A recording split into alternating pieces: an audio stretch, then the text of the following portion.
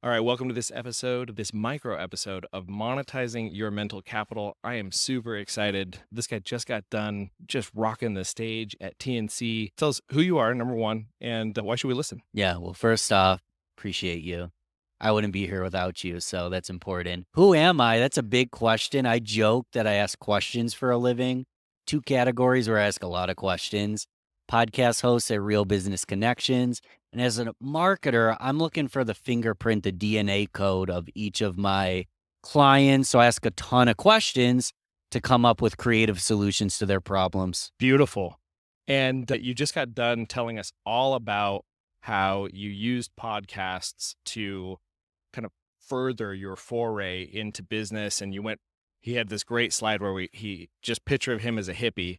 And then he's gone from that to having some very successful years as a solopreneur and onward and upward. Tell us so this podcast is a lot about helping e-commerce sellers learn how to take intangible products. So the kind that start up here, the services.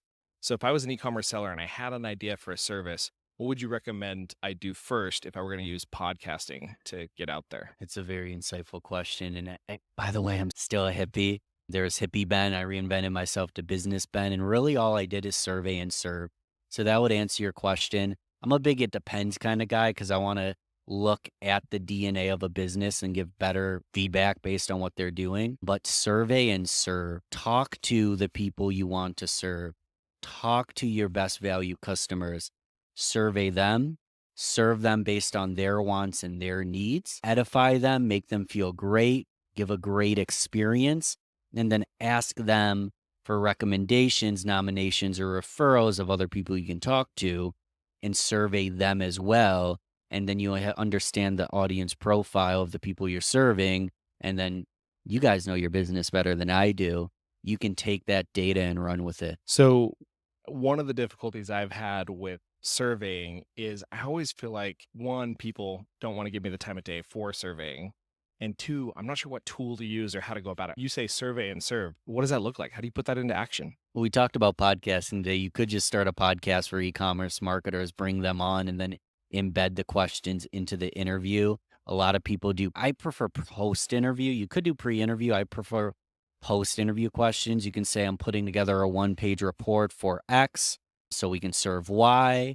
Can I ask you like 2 to 3 additional questions so I can get a better gist of what you do? And you're asking at an emotional higher point after they've done the podcast episode. But really the key there though, is you're creating something. You're not just picking their brain, you're creating something, a one pager, a report. They're a part of something.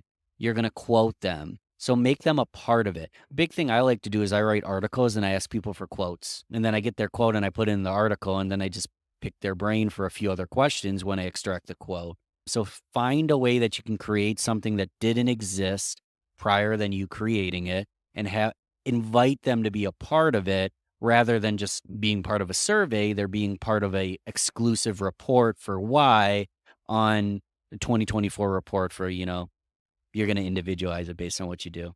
I love that. Okay. So now first question, and we do like just a couple of questions in this micro episode. So when was the first time that you monetized mental capital? So what we're looking for is like, for me, lemonade stand, maybe, when was that first time that you were like, oh my gosh, like I could actually do this and make money? Candy bars. I've heard all sorts of good stories. Sold weed in high school. That an answer for you? Was that one of those moments where you were like, holy crap, I could make money at this? Yeah, such cliche advice. But if you're doing something you're passionate about, you're not going to work a day in your life. And I was passionate about smoking weed. So all I did is sell it to other people. It paid for my own stash. It's legal now, so I can say this. You're probably going to cancel me, but it's the truth. I was passionate about smoking weed, so I sold it. And then it allowed me to smoke weed. And that's hippie Ben for you. There we go. So hippie bed was there. And that was kind of that first moment of like, wait a minute, it clicked for me. Like there's a demand here. There's a need here.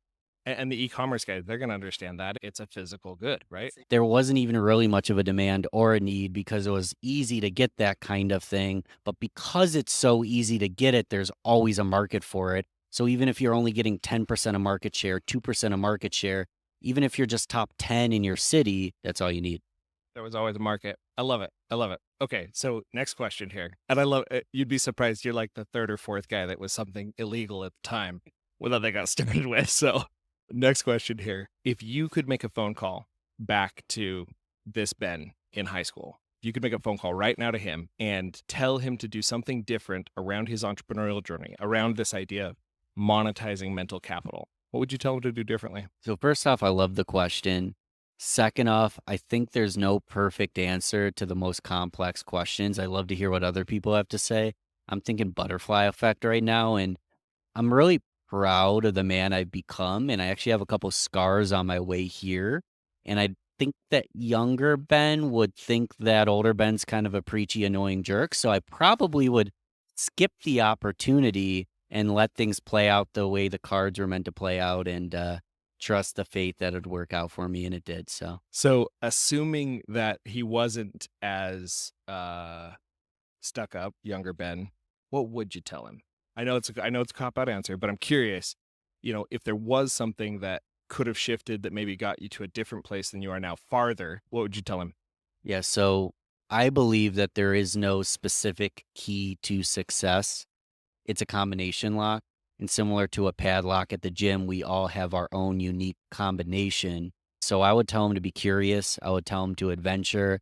I'd be telling them that a lot of people are going to tell them what they should do, what they should study, where they're supposed to go, what's right, what's wrong. You're going to make some mistakes, but you're going to figure it out on your own. And if you best understand your combination, you're learning and extracting wisdoms from people. All you got to do to be successful is just extract wisdom from someone who is successful. But understand there's no magic pill, it's a combination. And you can't discover it without adventure, journey, surveying, trying things. People say don't throw things at the wall and hope that it sticks. Throw some things at the wall, make a mess, and you'll figure it out as you go. That's solid. That's very solid. Okay, so last question. Tips, tricks, hacks, or books over the last year that have helped you up level your ability to monetize mental capital. A big one I like to always recommend is Limitless from Jim Quick. The first half of the book's very much mindset around learning, micro learning, learning how to learn. And then he teaches concepts like speed reading. And at the end of the day, all the information with AI and the tools and the books and the podcasts out there, information is accessible. How do we learn how to learn properly so we can learn quickly and retain the information? So I would say Limitless from Jim Quick is a easy recommendation for anybody at any part of their journey, really. Beautiful. Ben, thank you so much for being on this short micro episode of Monetize Your Mental Capital. Thanks for being here. How can readers reach out, assuming they'd want to get in touch? Yeah, super easy. Wherever you found this, type in the words real business connections. Let me say this first, though. If you haven't liked this, loved this, subscribe, share this, I wouldn't be here without this gentleman right here making it possible. I'm easy to find. Just type the words real business connections or Google it. You'll find me. Beautiful. Over and out.